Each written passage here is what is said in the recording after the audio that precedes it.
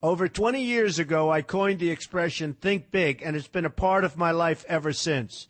It's also come true. I became an even bigger success after I said it than I was before. And that's one reason I think it's an important way to think. It obviously works, and that's what I'm going to talk about today. What I said exactly in my first book, The Art of the Deal, is as follows. I like thinking big. I always have. To me, it's very simple. If you're going to be thinking anyway, you might as well think big. That book was a bestseller, and it's considered a business classic at this point. But I never thought those words would become bestsellers in their own right. It's an interesting point that I'm famous for two very short statements. Think big and you're fired. But let's stick to the first one for today. And I'd suggest strongly that you pay attention so that you won't have to hear the second one. Thinking big starts with the details and grows from there. Because I'm a builder, I'm very aware of the importance of having a good foundation. You can't take chances in construction. You can't be haphazard and say, well, maybe this will work, maybe it won't, so let's try it and find out. Because a lot of people will be at risk. I have to know if something will work or not. Every inch has to be accounted for. In other words, thinking big starts with being thorough. So number one, be thorough. Don't count on happenstance to get you anywhere because it won't. Number two, get a momentum going and keep your momentum going. You have to have big ideas, but you've got to have the energy to get them done, which can sometimes take a long time. If you don't have momentum, you will not have what it takes to get the job done. Patience alone isn't enough. I have a lawyer friend who used to refer to me as the reverse tornado who builds everything in his path. I always like that because it implies a lot of energy and a lot of momentum. And that's exactly what it takes to get anything done. So keep your momentum going. Number three, stay focused. You have to stay focused. The minute you lose focus, you will also be losing your momentum. They go together, and you will accomplish a lot more, even amazing things, if you make sure you keep these two things working together for you. I've seen very talented people literally go down the drain because they couldn't seem to keep their focus long enough to get anything done. In this day of multitasking, that can be a real challenge, but it's absolutely necessary. Ask yourself this question: what should I be thinking about right now? That simple question can restore your focus in no time at all. And your answer right now should be listening to Donald Trump. Number four, look at the solution, not the problem. This is very important if you ever want to learn to think big. And here's why. No matter what you do, you're bound to run into problems. It's just part of life, a part of business, a part of anything worth doing.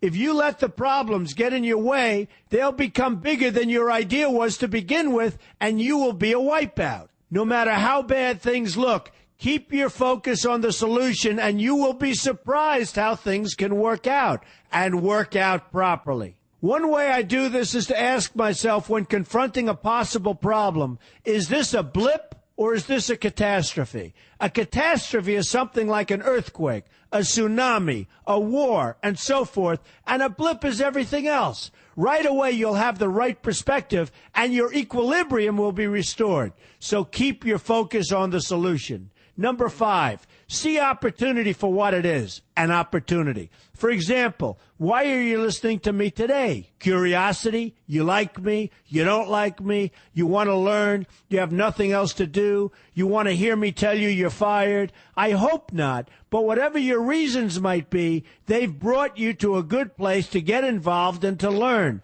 And that's an opportunity right there. People think that because I'm rich and famous that I know everything. I know a lot, but one thing I know is that I don't know everything. So I ask myself this question every day. What can I learn today that I didn't know before? And you know what? I learn something new every single day. That's a big reason for my success, and the same thing can apply to you.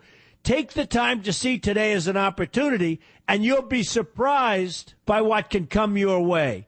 Be open to new ideas, and you will be creating your own opportunities before too long. Number six, know everything you can about what you're doing. That's a good way to cover your bases. Another good way is to read the book Robert Kiyosaki and I have written together, Why We Want You to Be Rich. It's about covering your bases and knowing what's going on. I remember when some guys came in to meet with me about a great idea they had for an atrium for a building on Wall Street. It was a beautiful idea except for one thing. None of them had thought about how the building would be supported around this fabulous atrium. They didn't take into account the steel columns that were necessary to support a 72-story building, a very big and embarrassing oversight that could have been avoided if they'd taken the time to think about what they were doing. Don't let that happen to you. Know what you're doing first. Number 7, be lucky. Remember the old saying, the harder I work, the luckier I get. Well, it happens to be true. It works for me, and I've encountered some pretty big successes. But this goes along with something that's absolutely necessary for great success. Be passionate. You have to love what you're doing if you want to be successful at it. My father told me that it's absolutely true. I might work 7 days a week, but it doesn't seem like work to me because I love what I'm doing. If you don't like what you're doing, find something else to do, or do it part-time until you can find something full-time. You will never be successful, happy, or healthy unless you're doing what you love to do.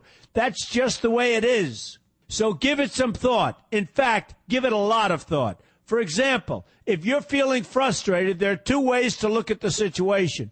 Frustration can mean that maybe you're expecting too much, or it can be an indication that you know you should be or could be doing more.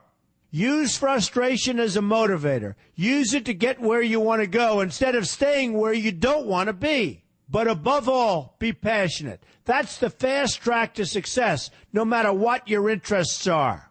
Number 8, see yourself as victorious. That can zap negativity immediately and put a positive spin on problems. I've gotten to the point where I see problems as challenges that I'll enjoy meeting and dealing with. My point here is that no matter what you do, you will encounter problems. Why not see them as challenges instead and know that you are more capable of dealing with them? That's positive thinking with a realistic slant. When I go into negotiations, I keep an open mind to what may happen. But I can tell you that there's already a done deal attitude on my part. I've already thought the process through to the extent that I know everything will be better off if they agree with what I've come up with because I've taken both sides into account. I enter the situation with a victorious attitude, and I've had enough victories to know that this attitude works. Use it. Number 9, be smart. Know that you have something unique to offer because you do use the tools that are provided for you and remain open to new ideas. That's being smart. That's also where innovation comes from. Being smart means you know how to use what you've got. That doesn't mean there's nothing left to learn, but it means that you will have the ability to learn and move forward with success. And success is very important. Success is what you want. Just be successful. Believe me, you'll be happier. I know people who have had very few real advantages in life, and yet they've managed to become giant successes. They figured out how to use what they had, not to dwell on what they didn't have. I'm convinced that everyone has something useful to offer, and if you apply yourself diligently, you'll find that you have what it takes to succeed, and you're going to be a lot happier for it. Number 10, above all, never give up. Never, never, never give up. The only time you will be a failure is if you quit trying.